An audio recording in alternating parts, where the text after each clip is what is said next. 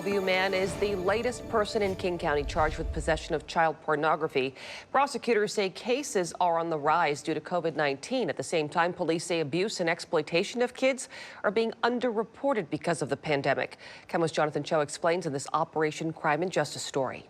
There's a lot of kids in the area. Dustin Whiteley lives right next door to a man charged with viewing and possessing child pornography. I'm glad he got arrested. Mike Maddock remains behind bars. Last week, Bellevue police went to his house on the 16,600 block of Southeast 26th Place with a search warrant. They say the 53-year-old admitted to viewing child porn on several devices and even apologized. A large part of the spike is due to COVID. Prosecutors say they're seeing a 27% increase in people charged with possession of child porn in King County compared to last year. And Laura Harmon says COVID-19 is a big reason. More people at home, more people access to internet and free time. But there's a flip side. There absolutely is an underreporting right now due to COVID. Bellevue Police Captain Debbie Ingram says being in school usually brings child exploitation to light. And a lot of times the children will disclose to another child might tell another parent, or they may disclose it to a teacher. But Ingram says that's not happening as often when kids are stuck at home because of the virus. So there's a lot of abuse that is going on that we are not able to capture. There's a lot of kids that's still really young because, we live right next to elementary school, too. Maddock lives just a few minutes from Spirit Ridge Elementary School. Casey Bowie says he'll be keeping a closer eye on his kids. It's just a reminder to be vigilant and, know your neighbors and keep your kids where you can see them. Now, Maddock works in computer security for the city of Redmond. A city spokesperson says they're aware of what's going on and considering disciplinary action, including termination. Maddock has no criminal history in Washington state. He's expected to be arraigned next month. From Bellevue, Jonathan Cho, KOMO News.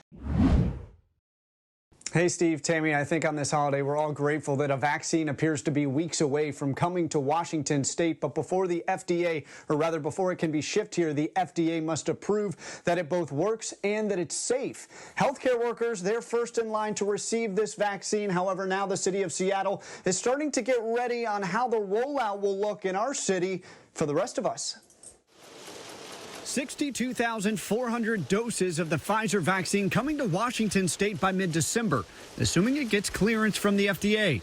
The state said this first batch will go to frontline healthcare workers, and after that... And then the next wave, we really have to build out an infrastructure. The mayor says they're in the thick of planning for widespread public rollout, though she knows with 2 shots needed, it'll be complicated getting her city vaccinated. People aren't very good about going back to get their second shot.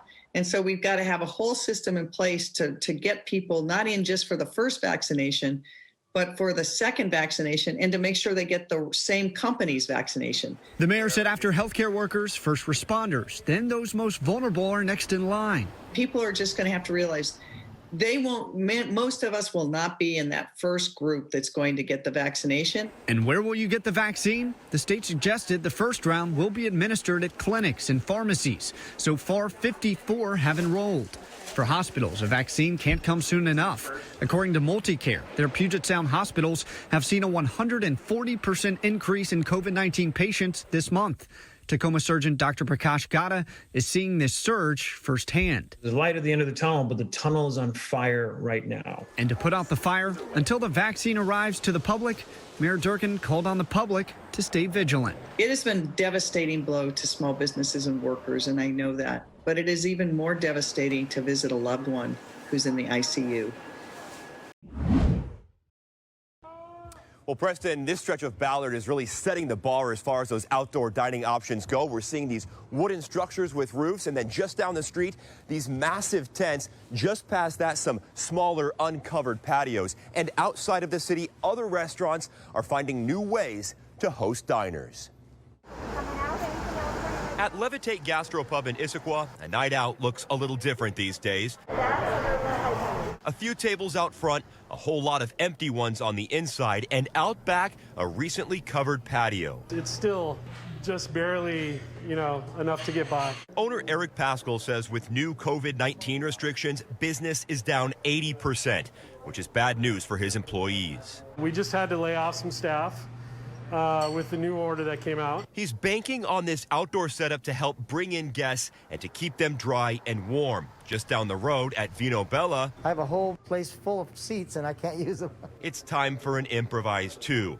just past the lighted trees, a 40 by 15-foot tent. It just went up, and they're still putting the final touches on it. So this will give us 10 tables. Claude Blumenswig says this should seat up to 50 people. That's with the max of 5 people allowed per table. Normally, Thanksgiving evening is quite a bit of people. And unfortunately, as you can see, you're limited to how many people you're going to get in here. And even the tent, you're limited to how many seats that you have. At the end of the day, he just feels fortunate to have this space and the opportunity. Now to an Operation Crime and Justice report. Tonight, members of the King County Council are calling out Seattle leaders for not protecting the King County Courthouse. The council found itself in the same position many Seattle businesses face this summer. Does it pay for added security or rely on Seattle police? Tonight, KOMO's Matt Markovich has the answer. Assaults on people outside the King County Courthouse, unfortunately, has become commonplace. It's gotten way worse again. It's frustrated King County Council members so much. I've had one person expose himself to me, and I've been grabbed twice. They're now calling out the city of Seattle for not doing its job protecting the building. We provide security inside, and the government in which we're located, City of Seattle, ought to step up and provide appropriate street security outside. Seattle's interim police chief is moving more officers to patrol, while other officers are fleeing the department mid calls to defund. And an encampment is growing unabated in the park next door, on a block that has one of the highest call rates for police in the city. I think Seattle needs to know that we're not going to put up with the shoddy standard of supervision that goes on there. A year ago, it got so bad the council appropriated $600,000 for outside patrols. But when the idea of security for the building came up this year, it was a last-minute budget item. There was debate. I think it is a mistake to make this level of investment in one particular block within another jurisdiction. This patrol really does help calm the situation. The council faced the same decision many Seattle businesses have had to do during this summer of protests, vandalism, and crime. Spend their own money on security and not rely on Seattle police. We need that security outside. Because many people don't come to the courthouse voluntarily. They have to do so under a court order. So the council narrowly approved in a 5-4 vote $175,000 for 7 months of added security, and will reassess after that. At some point, we really have to, back off and let Seattle patrol Seattle streets. In Seattle, Matt Markovich, KOMO News. Hey, everybody, I'm Eric Johnson from KOMO News. Thanks for checking out the KOMO YouTube channel. You can see more of our videos right here by clicking on the video links for more news from the Seattle area and all of Western Washington. And don't forget to click the subscribe button below so you don't miss our YouTube updates.